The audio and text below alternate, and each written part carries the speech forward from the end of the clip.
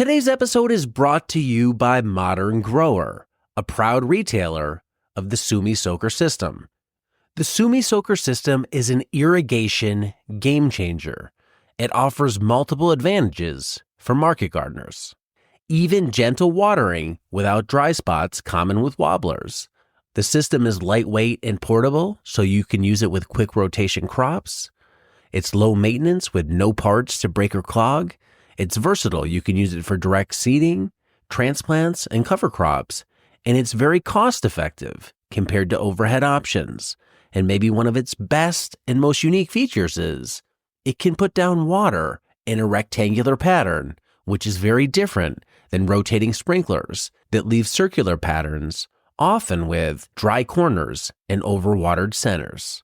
If you want to learn more about the Sumi Soaker system, use the link below or visit us at shop.moderngrower.co. One thing you mentioned, Justin, is you're really big on data. When you look at all the data you take, what are the three most important metrics or data points you track on your farm? Let's see here. At the beginning of the year, Amber and I will go through and we will make, like this winter, I'll make farm 23, and that'll be the spreadsheet. And then we'll go through and first we'll make a list of everything that we're going to grow that year. And then we sit down and we really crunch out some numbers. We look at the past data and we figure out what a projection is going to be. Like, what do we think we can do? What do we want to do? And we come up with a number. We really come up with two numbers, her number and my number. I'm more conservative. She is. So we list them both. And then, so I do that. And then then I got a sales tab. So every week, because I made this sheet that we take to the market and we inventory everything every single week, like everything down to the single item that we have. And then on Saturdays, we put all the numbers together, and Sunday morning I sit down and I plug it all in. So we've got a whole list of total gross revenue that we have for every single item that we grow. And then the sales tab has individual weeks all out.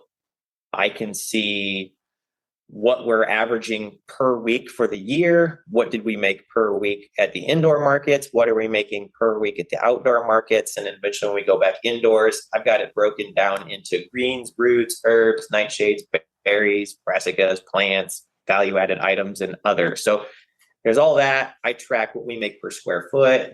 I'm even tracking what are we making per bed this year. Let me hold you there. What's a good number per square foot? Like, where do you want to see that number at?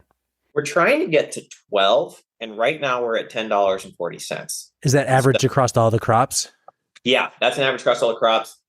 I take out things, the jams, and we've done a couple tours that we've gotten paid for and things like that. So it's really produce driven on what is happening in the beds.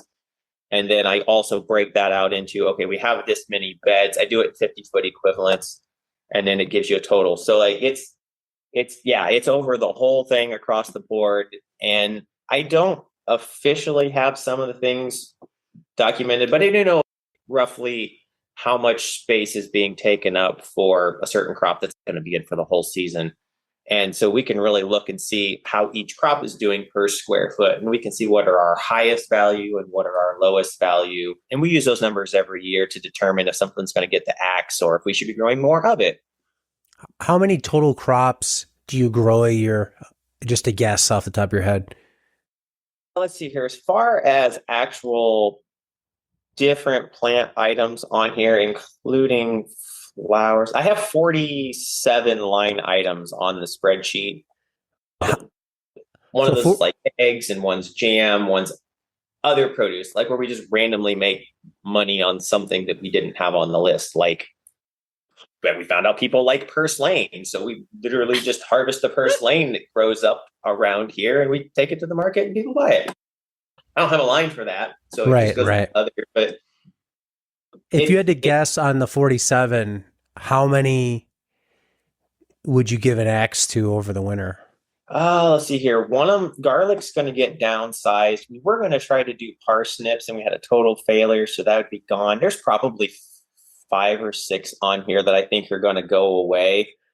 But then next year there'll probably be like another two or three that end up on there because we're always trialing new things. How do you look at this? So you're at 10, I think it's 1046 per square foot is your average per crop per square foot. So that's an average. So some are 20, some are 1. Do you look at the crops that are essentially holding that average down, and should we keep those? Yeah, yeah, Strawberries. yeah. Something like strawberry. Strawberries was super low. That's why we don't grow onions anymore. We gave onions the axe after last year. That's why we're going to downsize our garlic. That's why we really mainly grow most of our shallots for ourselves. We sell the big ones and just keep all the rest. So yeah, it allows you to see, because it's just the two of us. We put in long hours in the summer. It's a lot of work. And it's unfortunately in some aspects 7 days a week. So it gives you a good idea of if we're going to have to invest all this time into going out and doing all this and continue to get better and grow more and move more, we can't be wasting our time on these sorts of things. Because, when you look at lettuce and you make over $100 an hour growing lettuce, and then you compare that to strawberries where we made like $21.50 an hour, like I can take that time. Same deal. She used to bake. Like she used to make like little breads and things like that. And we did time studies and found out that your time is worth like 5-6 times more in the field. Let's focus it on these crops and making these high value items work better for us. And it's going to pay us off a lot better. So again, having that data to see that this something that's just not generating for the space that it takes up or the time that it takes up or both, it gives you a good direction on what you shouldn't be, I hate to say wasting your time on, because we're still growing food. When you're market garden driven and it's so intensive, you got to be, because what is it? We grow on 0.4 acres. Like to generate all of this on 0.4 acres, it takes every square foot is super valuable, and you just can't have something that's bringing down the average. Hello, growers. If you enjoy podcasts like this one, tune into my podcast In Search of Soil on YouTube for a deep dive into the mysteries beneath our feet. Join me as I explore topics such as mycorrhizal fungi, mushrooms, compost, biochar, and more. It's a soil nerd's dream. We're going deep. We're talking to scientists about all things soil related. Whether you're a seasoned farmer or a gardener just starting out, our podcast has something for everyone. Listen in and grow with us. Check out In Search of Soil on YouTube.